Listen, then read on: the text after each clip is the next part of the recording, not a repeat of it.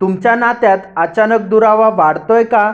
लहान-सहान गोष्टीवर भांडण, एकमेकांशी बोलणं कमी आणि घरात अस्वस्थ वातावरण. कदाचित यामागचं कारण तुमच्या घरातील ऊर्जा असू शकते.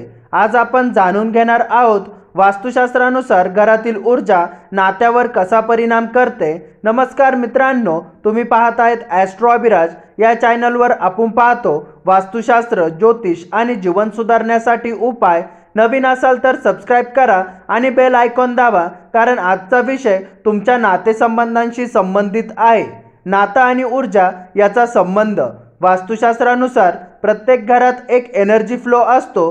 ही ऊर्जा पॉझिटिव्ह असेल तर नात्यात प्रेम, समजूत आणि शांतता वाढते आणि निगेटिव्ह असेल तर दुरावा, भांडण आणि तणाव वाढतो. नात्यात दुरावा वाढण्याची कारण: कम्युनिकेशन कमी, स्ट्रेस, वेळ न देणे.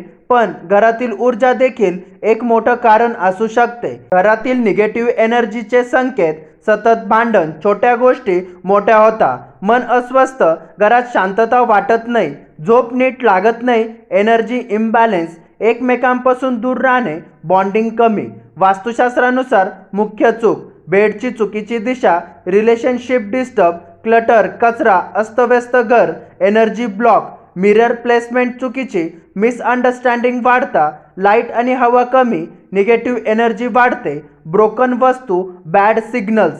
नातं सुधारण्यासाठी वास्तू उपाय. आता महत्त्वाचा भाग: उपाय. बेडची योग्य दिशा, head south east, pair objective ठेवा, 2 pillows, 2 decorative items, soft colour वापरा, pink, creamy, light shades. Clutter remove करा, क्लीन प्लेस, क्लीन एनर्जी. रोज पॉझिटिव्ह बोलणं, एनर्जी इम्प्रूव्ह होते. सायन्स काय सांगतं? एन्व्हायरमेंट डायरेक्टली मूडवर परिणाम करतो. क्लीन, ब्राईट आणि शांत जागा रिलेशनशिप इम्प्रूव्ह करते. म्हणजे वास्तूचे काही नियम प्रॅक्टिकल आहेत. Daily habit: together time spend करा, मोबाईल युजेस कमी करा, ग्रॅटिट्यूड दाखवा. हे स्मॉल हॅबिट्स मोठा फरक करतात. जर तुम्हाला हा व्हिडिओ उपयोगी वाटला असेल तर लाईक करा, कमेंटमध्ये लिहा प्रेम आणि सकारात्मकता, आणि अशाच वास्तू टिप्ससाठी ॲस्ट्रो अभिराजला सबस्क्राईब करा. आपण पुन्हा भेटू पुढच्या व्हिडिओमध्ये. धन्यवाद.